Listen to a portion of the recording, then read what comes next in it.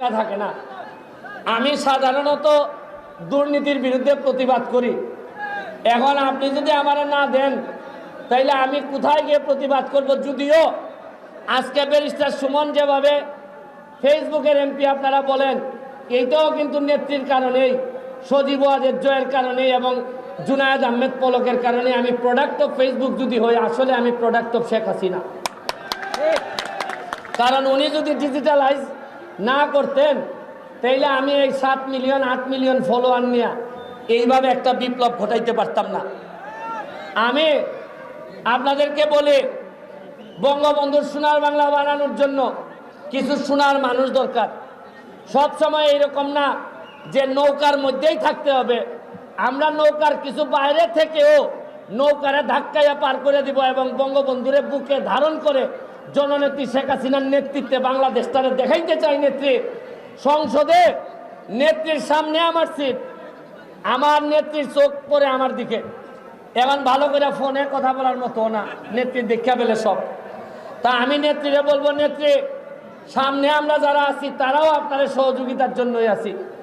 আমি স্বতন্ত্র এমপি হিসাবে নেত্রীর সাথে মিটিংয়ে বলছিলাম, নেত্রী আপনি যদি আমাদেরকে অনুমতি না দিতেন তাইলে আমি এত ভোট জীবনও পাইতাম না এবং আমি জীবনও দাঁড়াইতাম না এই নির্বাচনে। আমি নেত্রীরই প্রোডাক্ট।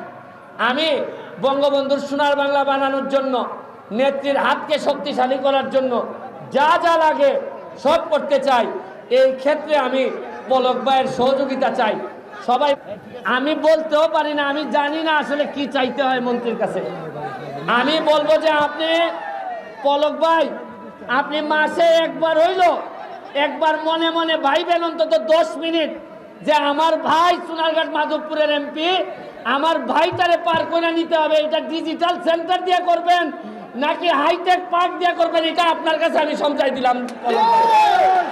শুনেন, মানুষের জোর জবরদস্তি করে ভালোবাসা পাওয়া যায় না। মন্ত্রী সাহেবরা আমি জোর জবরদস্তি করে বলতে পারি এই দিবেন সেই দিবেন, উনি বাধ্য হয়ে হয়তো বলতে পারেন যে দিমু ভাই, কিন্তু আপনার মন থেকে যদি আপনি ভালো না বাসেন ভাই, আমি তো ভালোবাসা দিয়ে এমপি হয়েছি, আমি ভালোবাসার বাইরে কার কাছ থেকে কিছু নিতে পারবো না ভাই। আমার এই জোর করার ক্ষমতাও নাই। এই গাড়ি দিয়ে কি ভাবি আইছে এটা নাকি? আচ্ছা আচ্ছা, ভাবি আইলে কামটা আমার হয়ে গেছিল। আচ্ছা আচ্ছা, আমি পলক ভাইয়ের কাছে সোনারঘাট মাধবপুরের দায়িত্ব, বানিয়াচং আজমিরিগঞ্জ আমার ভাইয়ের দায়িত্বটা সমঝাই দিতে চাই ভাই। আর যদি একবারে কিচ্ছু না দেন, আমি কিন্তু লাইভে দাঁড়াই কোনো পলক ভাই কথা রাখে না। বলতে পারবো না, আমরা বলতে পারবো না লাইভে। এইবার নির্বাচনে প্রায় 60 থেকে 70টা পেজ আমাদের মনিটাইজ হয়েছে সোনারঘাটে। আরে সোনারঘাট তো মাধবপুর সোনারঘাটে মিলাইয়া যে পরিমাণ পেজ মনিটাইজ হয়েছে তোমরা হয়তো বুঝবা না। তবে আমার ভাল লাগে, নির্বাচনের পরে আমি শুনলাম যারা আমার নির্বাচনে কাজ করছেন তারা এখন $1000 করে প্রতি মাসে ইনকাম করে। এর চেয়ে ভালো আমার জন্য কি হইতে পারে যে আপনারা ডলারে ইনকাম করেন? এইটারে বাড়ানোর জন্য আমার পলক ভাই লাগবে। পলকে পলকে পলক ভাই লাগবে, পলকে পলকে পলক ভাই লাগে। কারণ যে ট্র্যাডিশনাল সিস্টেম আছে, এই সিস্টেম দিয়ে আমি সোনারঘাট মাধবপুর যেভাবে পিছাইছে, এই ট্র্যাডিশনাল সিস্টেমে আগাইলে আমি পারবো না। আমার লাগবে পলক ভাই, ডিজিটাল পলক ভাই লাগবে, আমার ডিজিটাল সুলাইমান সুকন লাগবে। কারণ তারা না হইলে, শুনেন, স্বপ্ন আমার অনেক বড়। আমি বিশ্বাস করে আমাদের সোনারঘাট ইউথ আইকন পলক ভাইকে আজকে আমাদের মাঝে আসার জন্য, কারণ আমি মনে করি আমি আপনাদেরই একজন পরিবার, আমি আপনাদের একজন পরিবার। সেই সিলেট থেকে যখন আপনাদের প্রবলেম হচ্ছে সেখান থেকে আমি আজও আপনাদের সাথে আছি।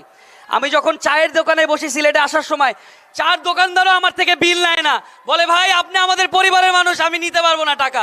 এর চেয়ে সম্মান আমার জন্য অনেক বড় সম্মানের ব্যাপার এটা। সুমন ভাই, আসলে সুমন ভাই একটা এক্সাম্পল আমাদের দেশের জন্য, যেভাবে বিশ্বের মানুষকে, সারা বাংলাদেশের মানুষকে, বিশ্বের মানুষকে এত সুন্দর করে দেখিয়েছে কিভাবে মানুষের পাশে থাকতে হয়। কি সঠিক কিনা? এভাবে আমরা মানুষের পাশে থাকবো কিনা? এভাবে আমরা সব সময় দেশের ভালোটা চাবো। আসলে আমরা তো দেশের সবসময় নেগেটিভিটিটাই দেখি, আশেপাশে কি খারাপ হচ্ছে না হচ্ছে এটা নিয়ে আমরা সবসময় পড়ে থাকি, কিন্তু দেশের পজিটিভ জিনিস নিয়ে কয়জন কথা বলে? কয়জন কথা বলে? আমরা দেশের পজিটিভ জিনিস নিয়ে কথা বলবো, রাইট অর রং?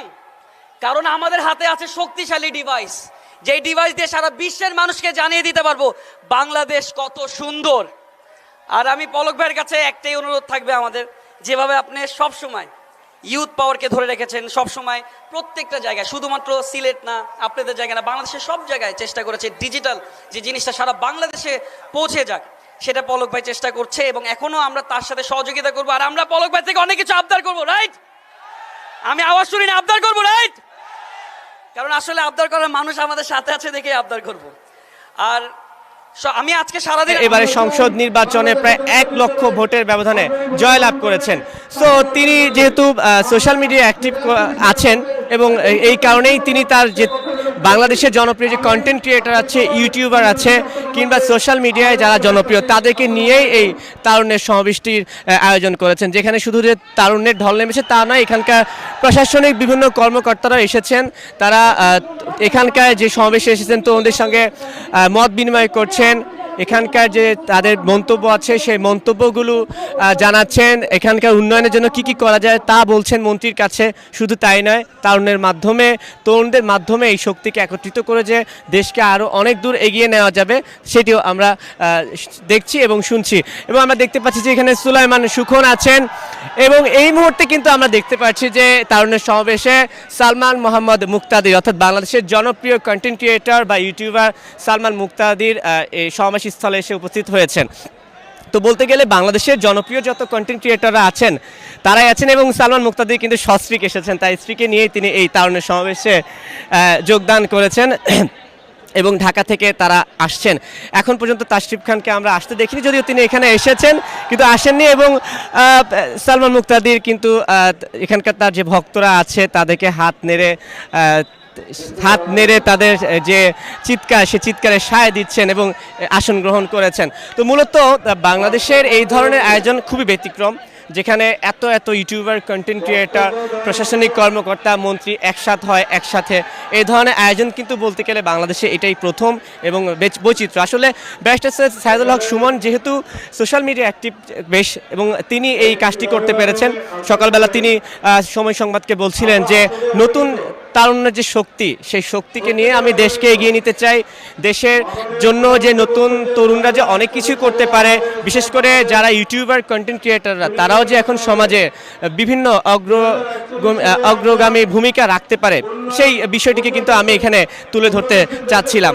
তো এই সব কিছু মিলিয়ে এখানে কিন্তু বেশ জমজমাট আয়োজন এবং এই মুহূর্তে